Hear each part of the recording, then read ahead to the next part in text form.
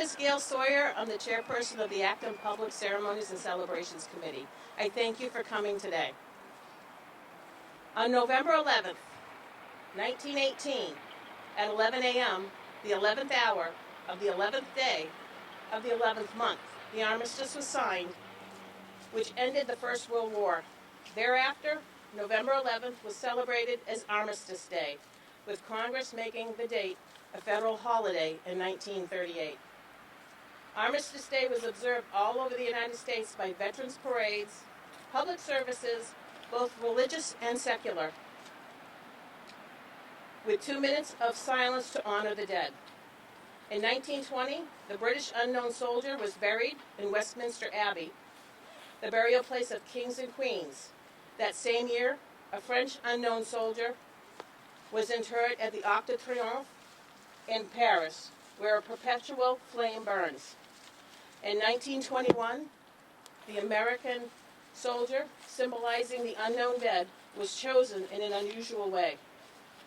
6 soldiers of the American Army of Occupation in Germany were selected from different sectors to act as pallbearers. They met at Chalon-sur-Marne and were interviewed by General Rogers. Next day, Sergeant Edward F. Younger of the 59th Infantry was asked to make a choice among 4 caskets with unidentified bodies disinterred from the American cemeteries at Bonney, Belleau Wood, Romagne, and Tycourt. When the sergeant was ready to perform his solemn duty, he received a bouquet of white roses, with instructions to proceed into the city hall at Chalon, where the 4 caskets stood. Sergeant Younger realized fully the grave importance of his action, and after bowing his head, he walked around the coffins 3 times. On the 4th round, he seemed involuntarily drawn to the second one. Reverently, he laid the roses on it, saluted, and reported to his commanding officer that he had accomplished his mission.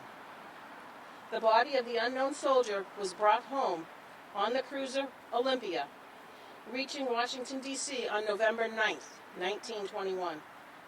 For 3 days, thousands of people passed by the body as it lay in state in the rotunda of the Capitol. For this important Armistice Day in 1921, President Harding requested that flags be flown at half-mast from sunset to sunrise, and that all Americans pay silent tribute as the casket was lowered into the tomb at 11 a.m. on November 11th, 1921. There were elaborate ceremonies. High Army, Navy, and other service personnel, along with diplomats who followed the caisson to Arlington, heard the President's address. Many wreaths came from all over our country and from all over the world. These were placed on the plain white marble tomb on which these words are inscribed. Here rests in honored glory an American soldier known but to God. Let us have a moment of silence.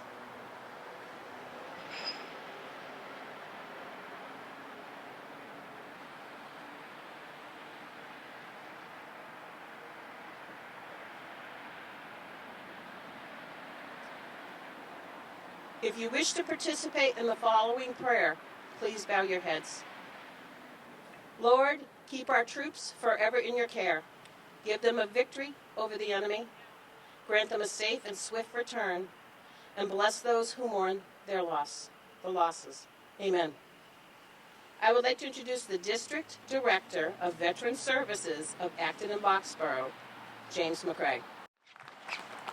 Good morning, everyone.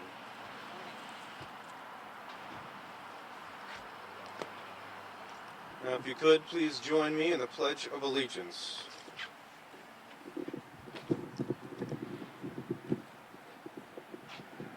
I pledge allegiance to the flag of the United States of America and to the republic for which it stands, one nation, under God, indivisible, with liberty and justice for all.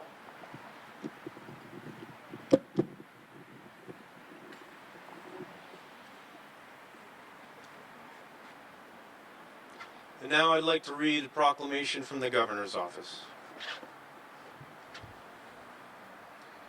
Whereas, since the Commonwealth's colonial days, thousands of men and women have served our country in defense of freedom and liberty, and whereas, on November 11th, 1918, the armistice was signed in the forest of Compiègne by Allied nations and Germany, ending World War I, the war to end all wars, after 4 years of conflict, and whereas, since that day, every November, people from around the nation have gathered to honor our veterans, and whereas there are approximately 388,000 veterans living in Massachusetts, and whereas today we are reminded of the great sacrifices and contributions our veterans have made to our country, and whereas we honor and salute those who served our country throughout the generations with honor, patriotism, and courage. And whereas it is appropriate that all Massachusetts citizens remember the bravery of those who served their country, so that their dedication and sacrifices serve as a reminder of the cost of our freedom. And whereas in November 2019, the world will commemorate the 101st anniversary of the armistice that ended the fighting in World War I at 11 a.m., November 11th, 1918, the 11th hour of the 11th day of the 11th month.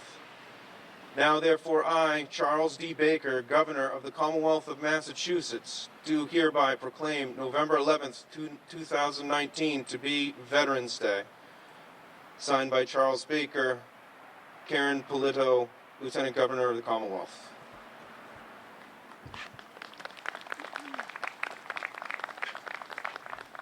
And with that, I'd like to welcome you to this year's Veterans Day ceremony. Thank you to all the residents here in attendance, veterans especially. Thank you to State Representatives Jen Benson and Tammy Gouveia for being here today, as well as Acton Selectmen Joan Gardner and John Benson. As Gail stated when introducing me, I now serve as the District Director of Veteran Services for both Acton and Boxborough. Having said that, I'm honored to be in a position that revolves around assisting our veteran population and their families on an even broader scale. I served for 5 years in the Army and completed 2 tours in Iraq.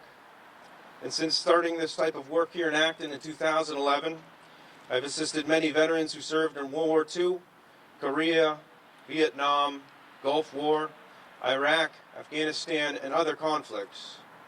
And I've also assisted many peacetime veterans. Over the years, when meeting residents for the first time, I always managed to slip in the question, "Are you a veteran?" Unfortunately, oftentimes that question is answered with, "No, I'm not a veteran.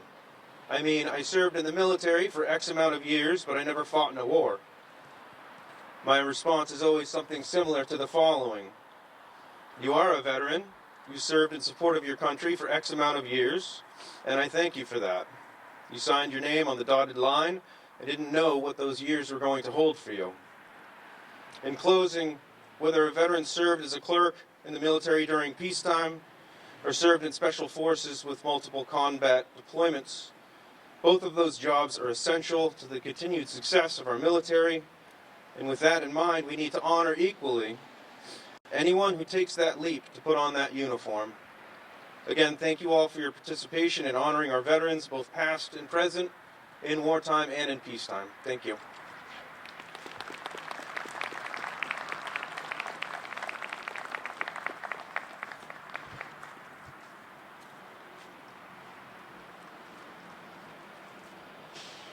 Thank you, James.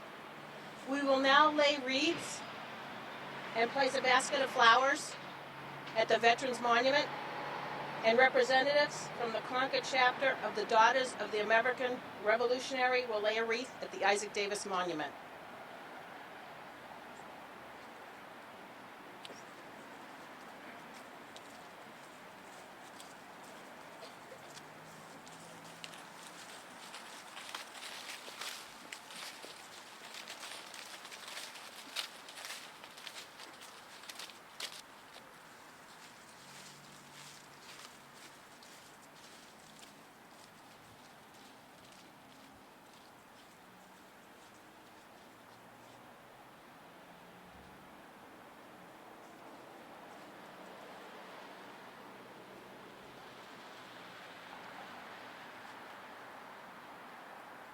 The Active Minutemen will now fire 3 volleys.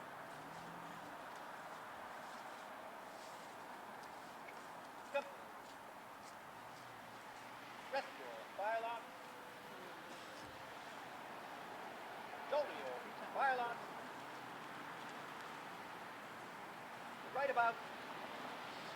Bait. Priming. Load.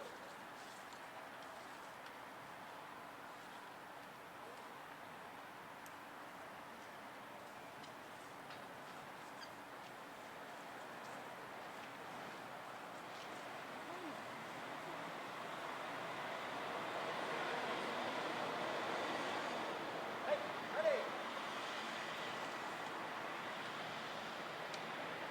Green, set. Fire. Fire. Load.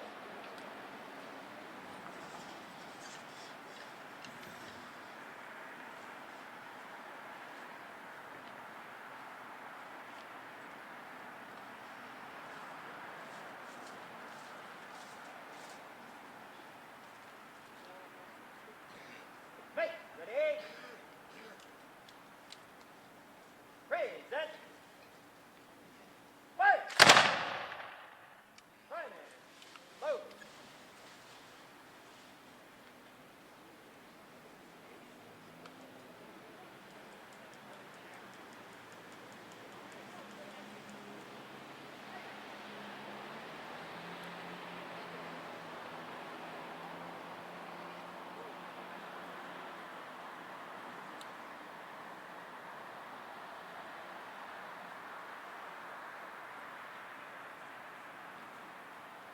Hey, ready.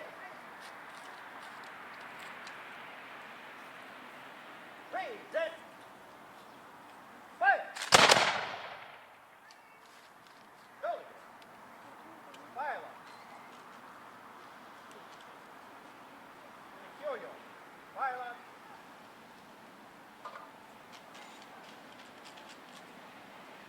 Go. Fire lock. Right about. Hey. Rest your fire locks. Order your fire locks. We will now have State Representative Tammy Gouveia come up. Thank you. Before I begin, I'd like to also recognize that Dave Martin, who's a select board member, is here to honor our veterans as well. I feel especially privileged to be here with all of you as we honor our veterans and our military families. Their sacrifices are great, and on this somber day, I feel immense gratitude to them for their courage and for all that they have given up to protect our freedoms and our liberties, here and abroad. I am grateful to all the citizen soldiers who have responded to the call to serve in the footsteps of our great Captain Isaac Davis, who is memorialized here on this green. The town of Concord has also memorialized Davis with the statue at North Bridge, who was the first officer killed in the Revolution and therefore one of the first American veterans in recorded history.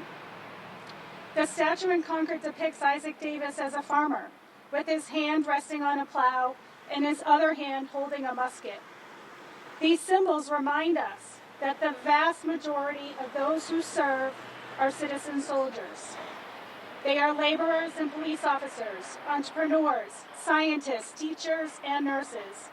They are our parents, our sons, our daughters, our friends, and our neighbors.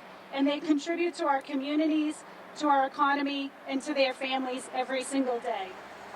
And their sacrifices, along with those of veterans throughout the last 240 years of our country, are the reason why we are able to celebrate freedom of speech, freedom of the press, freedom of religion, and our right to vote. We thank our veterans and their families for their sacrifices, for protecting us and our liberties, and for upholding all that we hold dear in our democracy and the promises made by our founding fathers and our Constitution. I thank you for being here today.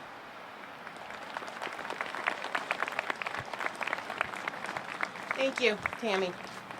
Next we have Charlene Goddard Lyle, Regent from the Old Concord Chapter, National Society Daughters of the American Revolution coming up.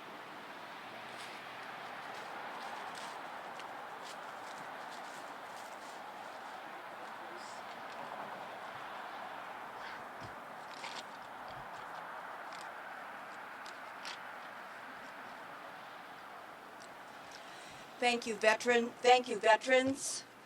Veterans, thank you so much. Families, thank you for being here. Particularly all these wonderful children looking to see what the history of their country has held and what it holds in the future, perhaps, for us. Veterans Day is a day to honor and a day to say thanks. It's a day set to thank the men and the women who have served in all of the past conflicts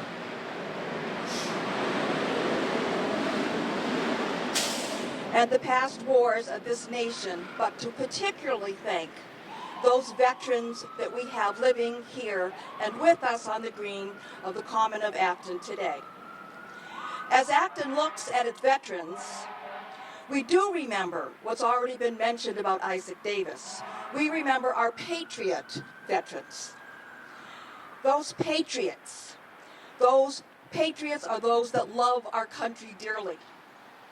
And the patriot veterans are those who love their country enough to be part of the militia and the minute, to answer the calls perhaps of a training band, to follow Isaac Davis has been mentioned, 2 by 2, shoulder to shoulder, the same shoulders that our veterans touch and walk today with each other. They're the ones that answered the alarm bell that sounded on this common green. The same way our veterans today answer something that pulls them to serve our nation. So what else does connect our patriot veterans to today's patriot veterans? Service, achievement, sacrifice, and more than anything else, perhaps, the courage to carry for their family, to carry for their town, the courage to carry for their nation the burdens of war. And they accept that burden for us. So that brings us here again today with something simple, a simple way to connect our veterans, our patriots of old, to our patriot veterans of today. And that is to honor them with a deep respect, but a simple word, and that is, veterans, thank you.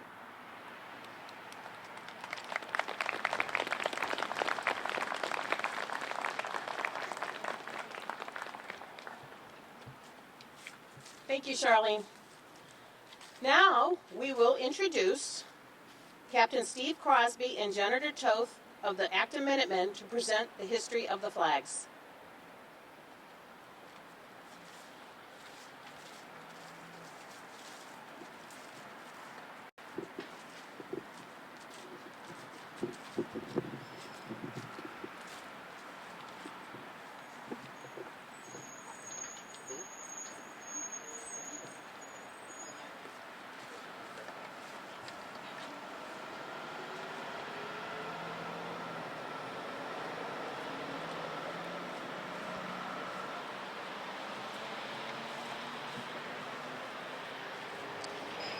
Of course, we do know that Isaac Davis is buried here, but I also wanted to note that Abner Hosmer and James Hayward are also buried here. Both of them were also killed on that day, and those are the unsung heroes of that day, whose name is seldom uttered. So let's remember them, as well as all of the other Acton Minutemen and militia members that showed up that day, as well as all of Acton's men and women who have gone off to other wars. I want to parrot what the others have said before me. Thank you to all of you veterans. Thank you. This is your day.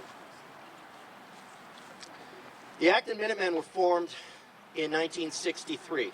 That's the modern version of the Acton Minutemen.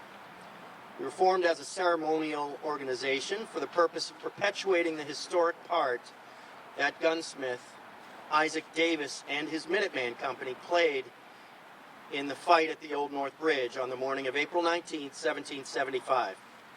Captain Davis, in response to Major Buttrick's call for a group to lead the advance on the bridge, said, "I haven't a man who is afraid to go," and swung his 38-man company into the lead. Captain Davis gave his life at the bridge that fateful morning and became one of America's first heroes in the fight for independence and the first commissioned officer to die for this country. The present Acton Minuteman Company, composed of men, women, children, businessmen, tradespeople, and students, reenacts each April 19th the March to Concord. We participate in parades and local ceremonies, as well as battle reenactments and other special events. We go to weekend encampments in Virginia at Mount Vernon, in Maryland at Mount Harmon Plantation, Vermont at Hubbardton Battlefield.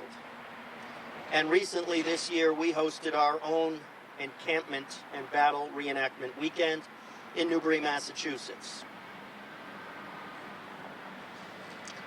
This group, wholly voluntary and non-political, hopes by our participation in special occasions to help rekindle some of the spirit and appreciation of the heritage that made this country what it is today. This flag ceremony, which you are about to see, is one of the special performances of our unit. We have been performing this for decades. Some of you have seen it before, but those of you who have not, I hope you take some value out of it. I am the current commander of the Acton Minutemen. My name is Steve Crosby, and with me is Jennifer Tote. And we hope you will learn something about the history of our flag.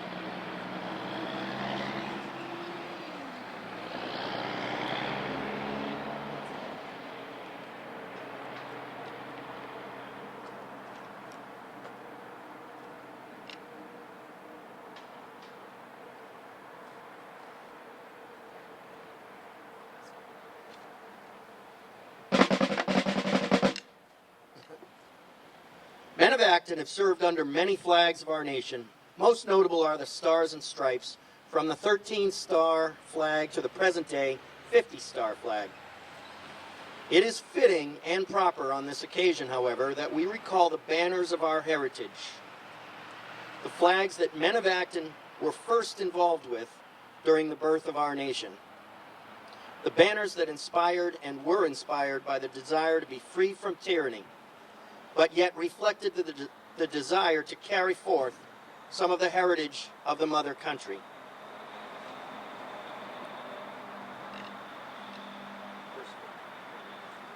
The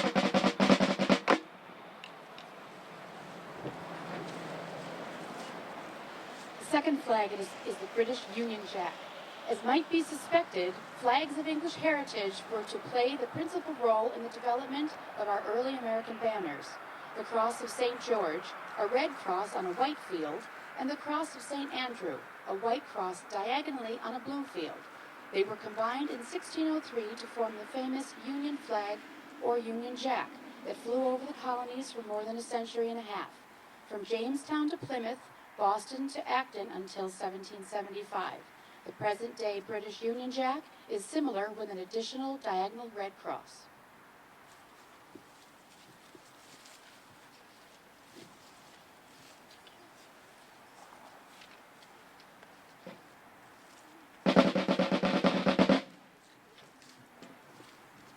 That was the first flag. The second flag is the Red Ensign, or the Meteor flag. The Red Ensign, or Meteor, was commonly seen on merchant ships as well as the man-of-war. It was the flag of General Gage and Lord Howe as they occupied Boston and the countryside during the brewing storm of the 1760s and 70s. This flag became the basis of some of the more important flags of the colonial resistance, as we shall soon see. It inspired the Endicott flag, the Newbury flag, the New England flag, and with the word liberty in bold letters, the Taunton flag in 1774.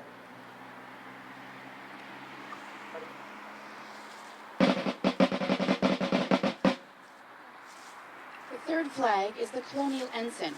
As the New England colonies developed a flourishing maritime trade, a popular and widely used flag became this Colonial Ensign, a version of the red meteor. During this time, the colonists were busily devising all types of local flags. Another of these was the New England flag, substituting a blue field for the red field, causing it to resemble another British sea flag, the Blue Ensign. At the conclusion of a series of conflicts involving most European nations and their North American colonies in the first half of the 18th century, new problems arose between Great Britain and her colonies. The conclusion of the 7 Years' War and the expulsion of the French from America in 1763, the great foreign menace was removed. Thoughts turned to the new relationships, imperial and local problems, and with the mother country. Colonial assemblies were at loggerheads with the royal governors. New crisis in colonial politics occurred.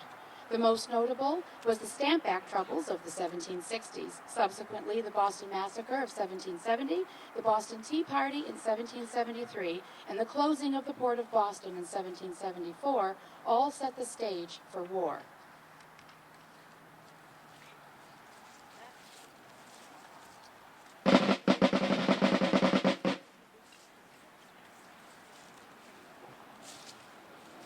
The Continental flag. The pine tree, long a symbol of New England, soon found its way to the banners of revolution. The Continental flag, the red meteor with the pine tree substituted for the British Union in the canton, was the first flag in universal use in this area. As time wore on, troubles grew greater. Flames of independence were fanned by incidents in Boston, and the folks of Acton, as in other towns, were well aware of the impending conflict. In November of 1774, a company of Minutemen was raised by volunteer enlistment.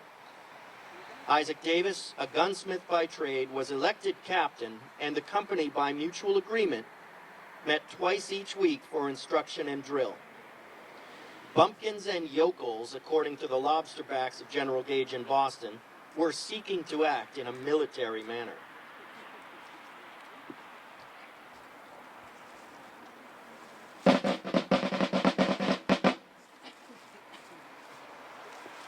The fifth flag, which is the Bedford Flag. And so it was. An event led to an event. The climate occurred on the morning of April 19th in 1775, with which we are so familiar. At the Old North Bridge, Captain Davis, unafraid, was first in fight. Followed in line after the Acton Company were 3 Concord companies, a second Acton Company, followed by companies from Bedford and Lincoln, and the 3rd Acton Company. By the rude bridge that arched the flood, their flag to April's breeze unfurled, here once the embattled farmers stood, and fired the shot heard round the world. Their flag that day was believed to be the Bedford flag, carried by Nathaniel Page of Bedford, Massachusetts, a cornet or standard bearer. The design of this flag dates back to 1659 and the militia of Middlesex County. Used in the wars against the Indians, it is thought to many to be the standard of Minutemen at the Old North Bridge that fateful morning, April morning. Recent studies have questioned whether this flag was actually present at the bridge that day, but it is still taken as a symbol of strength and fortitude of the local militia and minute companies of the day.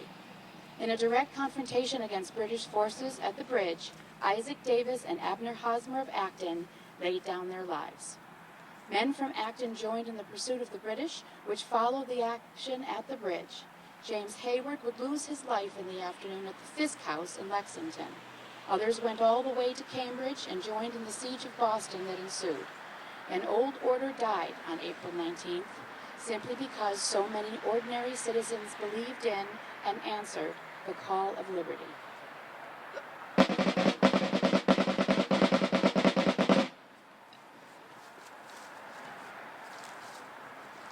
Our 6th flag is the Bunker Hill flag. In spite of the rough treatment, the British held Boston for several more months.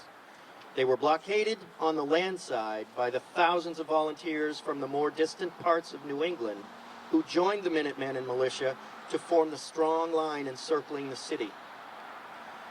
Veterans of former wars and the recent conflicts were there, to the names of Israel Putnam, Nathaniel Greene, John Stark, William Prescott.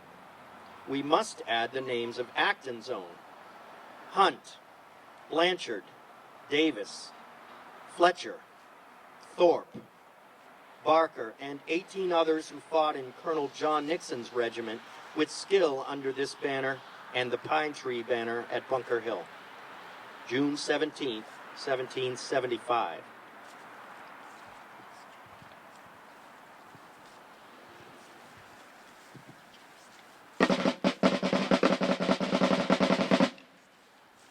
The seventh flag is the Union or Cambridge flag. In the latter part of 1775, the Continental Congress, recognizing the need for a continental flag, appointed a committee of Benjamin Franklin, Benjamin Harrison, and Thomas Lynch to journey to Boston and there confer with George Washington regarding a national flag. The idea of a new and opposing flag was not accepted unanimously. Many hoped for reconciliation with England, including Washington, and the conference of December 13, 1775, was a heated one. However, it was at last decided that a flag should be devised which would contain a bold element, indicating the colonies were united and the union of military strength would be a predominant feature of this new banner. The result was the Grand Union flag, containing the crosses of St. George and St. Andrew on the blue field, with 13 stripes alternating red and white for the 13 colonies. It was officially hoisted January 2nd, 1776 by General Washington at Cambridge as the standard of the Continental Army, and hence is sometimes referred to as the Cambridge flag. It remained our national flag until June 14, 1775. Men from Acton served under this flag at Dorchester Heights in the Siege of Boston and later in the Battle of White Plains, New York.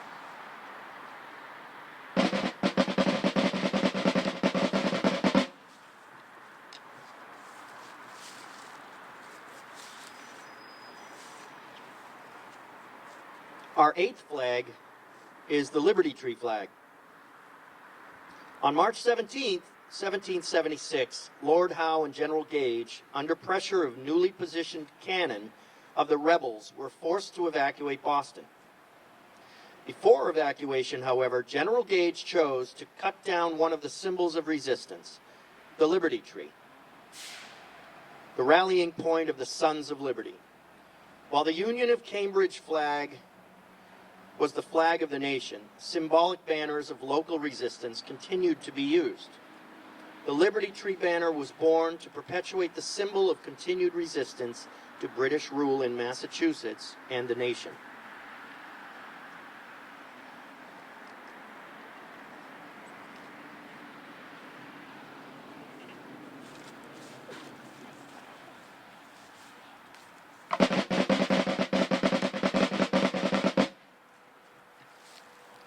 The ninth flag is the 13-star flag.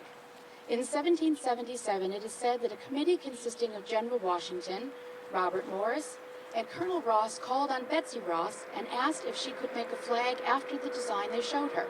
She agreed, but suggested that the stars be 5-pointed, the French rule, rather than the 6-pointed, the English rule. Legend has it that George Washington described the flag in these words: "We take the stars from heaven, the red from our mother country, separating it by white stripes, thus showing that we have separated from her, and the white stripes shall go down to posterity, representing liberty." The Stars and Stripes was born in the midst of the combat. It was a banner of people in travail, giving birth to a new nation founded upon liberty and freedom. Its first use is claimed at Fort Stanwix in Fort Schuyler, New York, during a siege of English and Indians. This flag was cheered by patriots at Valley Forge in the winter of 1777-78 and the Battle of Yorktown. Men of Acton served under this banner henceforth until a change occurred in 1795.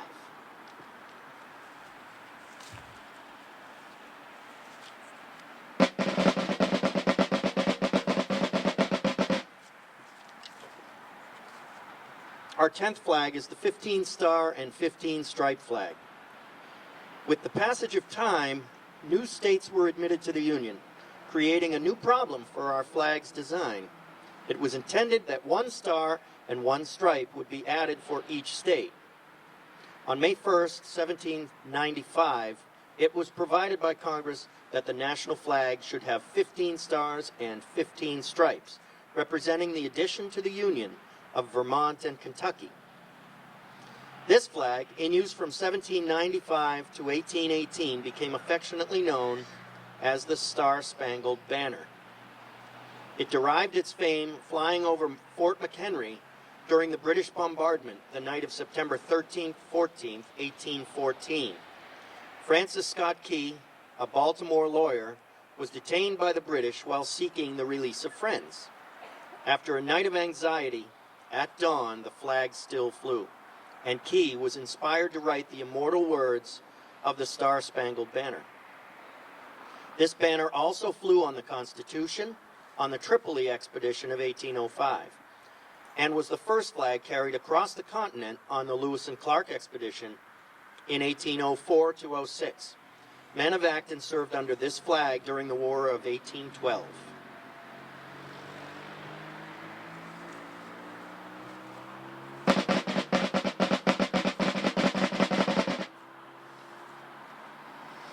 The 11th flag is the 50-star flag and Minutemen flag with color guard. Not today. In 1818, by act of Congress, the number of stripes was fixed at 13, and that after July 4th, 1818, only new stars would be added for each new state entering the Union.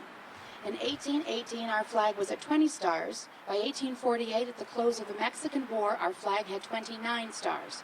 4 new stars were added between the Mexican and Civil Wars. In 1861, Acton's men served under the 34-star flag, and later in 1864 under the 36-star flag. Acton's veterans of the Spanish-American War fought under 45 stars. The 48-star flag, notable for its length of use, 47 years from 1912 to 1959, was the banner of Acton's fighting men in 2 world wars. The 49-star flag was in use 1 year when it was superseded by 50 stars.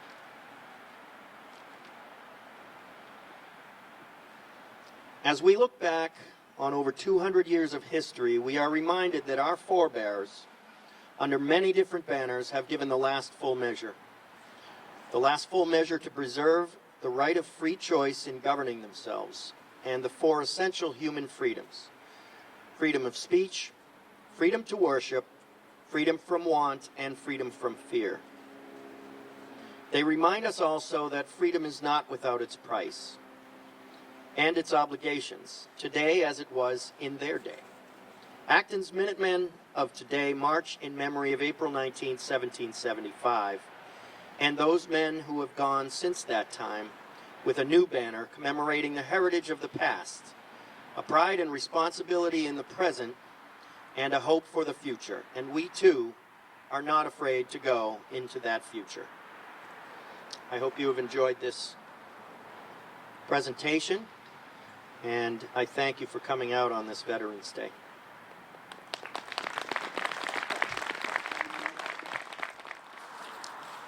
Thank you, Steve and Jen, for that presentation, and let's give a round of applause to the children that held the flags.